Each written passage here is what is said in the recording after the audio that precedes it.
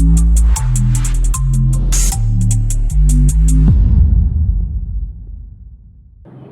બનેલા રત્ન કલાકારો લૂંટના રવાડે ચડી ગયા હોય તેવું સામે આવ્યું છે। બેરોજગારીમાં ખર્ચો કાઢવા માટે 3 રત્ન કલાકારો હથિયારો સાથે હીરાના કારખાનામાં ઘૂસ્યા હતા, જ્યાંથી 120 કેરેટ હીરાની લૂંટ ચલાવીને નાસી ગયા હતા। પોલીસે ગણતરીના કલાકોમાં તેઓની ધરપકડ કરી। સુરતમાં છેલ્લા સવા 2 વર્ષ કરતાં વધુ સમયથી હીરા ઉદ્યોગમાં મંદી પ્રવર્તી રહી છે, ત્યારે આ મંદીમાં સૌથી મોટો ભોગ રત્ન કલાકારોનો લેવાઈ રહ્યો છે। બેરોજગાર બનેલા રત્ન કલાકારો લૂંટના રવાડે ચડી ગયા હોય તેવું સામે આવ્યું છે। બેરોજગારીમાં ખર્ચો કાઢવા માટે 3 રત્ન કલાકારો હથિયારો સાથે હીરાના કારખાનામાં ઘૂસ્યા હતા, જ્યાંથી 120 કેરેટ હીરાની લૂંટ ચલાવી નાસી ગયા હતા।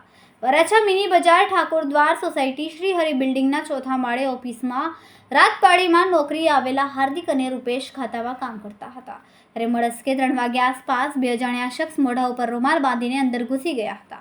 તે પૈકી એકે છરી બતાવીને જે કંઈ હોય તે આપી દો, હીરાનો માલ અને પૈસા તેમ કહેતા બંને ગભરાઈ ગયા હતા, કશું બોલ્યા નહીં। જેથી હાથમાં છરી હતી તેણે રૂપેશના ગળા પર છરી રાખીને કીધું કે હીરાનો માલ કે પૈસા હોય તે આપી દો।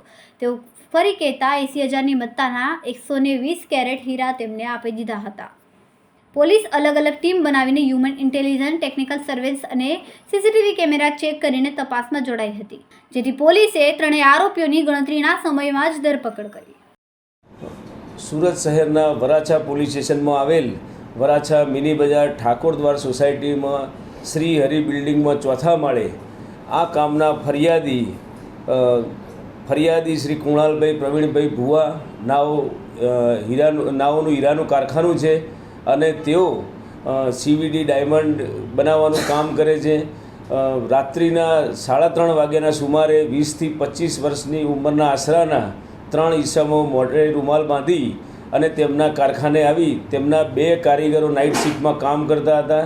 તે પૈકી એક કારીગરના છરી બતાવી અને 120 કેરેટ એટલે કે 80,000 રૂપિયાના હીરાની તેમજ 2 કારીગરોના બંને વિવો મોબાઈલની લૂંટ કરી અને ભાગી જવા અંગેની ફરિયાદ વરાછા પોલીસ સ્ટેશનમાં નોંધાયેલ હતી।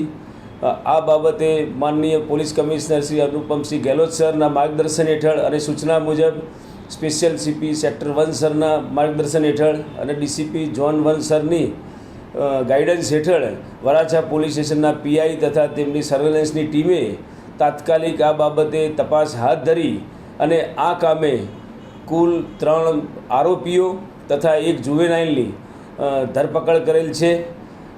સમગ્ર ઘટનાની હકીકત જોતાં આ કામના આરોપીઓએ ભેગા મળી અને પોતે ક્રિમિનલ કોન્સ્પાયરસી કરી અને કારખાનામાં રાત્રિ દરમિયાન લૂંટ કરવાનું પ્લાન કરેલો અને એ મુજબ કારખાનામાં જ એક કામ કરતા ઈસમે ટિપ્સ આપેલી અને એના ભાઈ હિતેશ દિનેશભાઈ ભુવા તથા એના મિત્ર જયદીપ અલગોતર તથા સુરેશ ગોહિલ એમ 3 ઈસમોએ સાથે મળી અને આ ઘટનાને અંજામ આપ્યો છે।